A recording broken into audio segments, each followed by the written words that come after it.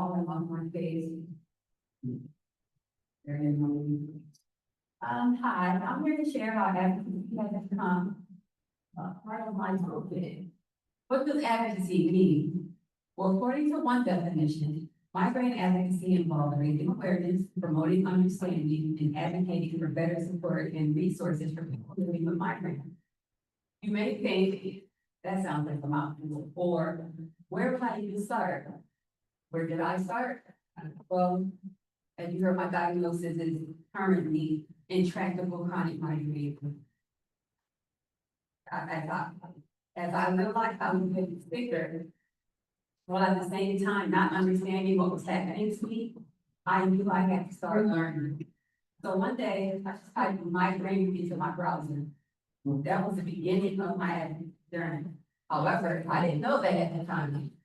On the migraine website, I saw a notice about my migraine walk run, and I knew I just had to be there. So I signed up to volunteer. It was one of the most meaningful experiences of my life. It was also a form of advocacy. However, I didn't know that yet. After my first walk run, I was going to do more. There was an event at a restaurant where there was discussion about various topics, including something very close to me, which is migraine stigma. But what got me was the beginning, I had at my seat, it read, Deborah, advocate. When did I become an advocate? I asked Shirley, am I an advocate? Yeah, there was a smile, yes. I didn't think I was qualified to have a title of advocate. I was wrong. And if anyone here, if you don't qualify, you are wrong. As miles from migraine grew, I continued to talk to everything. I've been at every Philadelphia walk on the next week. I have volunteered on various teams and committees such as the community, the donation, and the warrior board. And there are so many volunteer ad opportunities within Miles from Migraine. Please, if you're interested, check them out online. You know, what's great about volunteering with my they understand you can't serve that. Advocacy has enabled me to meet some really good people and be passionate. I don't know, I started getting feedback. So we are featured in an article in the Invisible Project, second religion. Since then, I have been interviewed for other periodicals. I have also written articles. I was invited to the first retreat migraine, a first of its kind conference. It was a life-changing experience. It really drove home the fact that we are not alone. I met friends there that I'll have for a lifetime. I was also profiled for a segment on a migraine special on Fox 29. I know not everyone engages with social media, but in the early days of my education, I found a couple of migraine groups that I was learning from. I noticed, however, that those groups were always private. I had not begun to observe that folks who had what I had did not talk publicly about it. I thought, how will we ever increase awareness, increase funding, and decrease stigma if we're just whispering to each other behind closed doors? That's when I started my Facebook community page that Shirley mentioned, called Her Migraine Life. My thought was that maybe if I can openly about it, others may be encouraged to speak publicly as well. I also had the opportunity to complete the aforementioned Miles from Migraine Acting Out training program. Also representing Miles from Migraine at the PA conference for women was an eye-opening experience. So many people came to our table to talk to us about migraine. That was the first time that we went out with our director of events, Helen, and that we started me on the drive to want to get out in the community more. So now with Miles from Migraine support and some dynamite patient advocate partners, I take my table and chairs and go to community events and I talk to people. There is never an occasion when we're out and our table doesn't have a constant flow of delightfully surprised and or inquisitive people. I also had the opportunity to attend Headache on the Hill for the first time last year. Headache on the Hill is a biannual advocacy event in the Hall of Congress in Washington, D.C.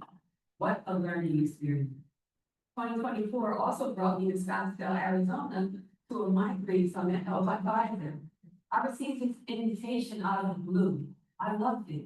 I loved how they wanted my perspective as a patient and also as running the Since 2020, Miles of Migraine has had migraine community support groups.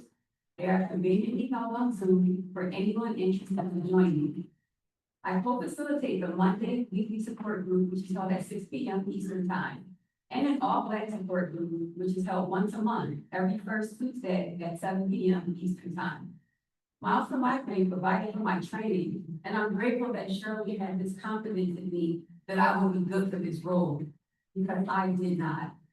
I told her I didn't want to do it because I didn't think I'd be good at it. She told me, and I quote, "You don't give yourself enough credit." Right.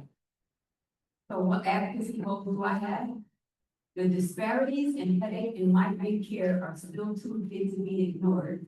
Black people are seeking and receiving quality treatment at far too low numbers, while the number of us who live with migraine is estimated to be about the same.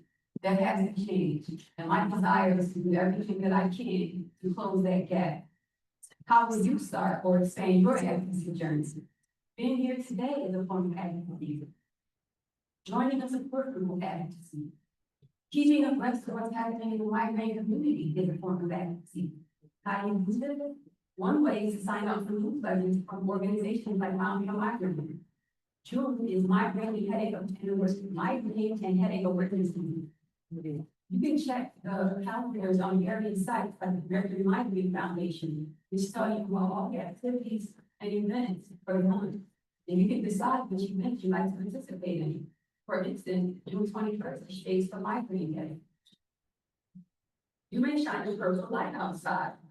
Wear an item of clothing with a message like migraine warrior on there, any item of clothing. There are people in here right now rocking their migraine swag. Every time I wear my t-shirt, when I want some place, I'm like, I think that be good. But I want to help you from that. So you can correct someone's erroneous statement about migraine. You can practice and share your elevator story.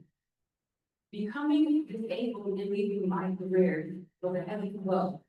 While I never was defined by my career, I believed in what I was doing. I'll help you. See the chat. Now I couldn't do that anymore. I felt guilty. But I was helping my therapist. I can help young people and give myself purpose again. The key word for me is empowerment. I became empowered, and now I want to help empower others. Another key is community. Is engagement with the migraine community is absolutely essential. Many of us feel we're being isolated. There are so many of us in the world, in this country, and right here in Delaware Valley. No one knows us like we do. I love this drive, and it is a joyous time when we are able to meet up. So as you learn and meet today, perhaps try and think of an advocacy goal for yourself for migraine and headache awareness month, and then maybe a long-term goal. You'll feel the benefits, I promise you. Thank you, everyone.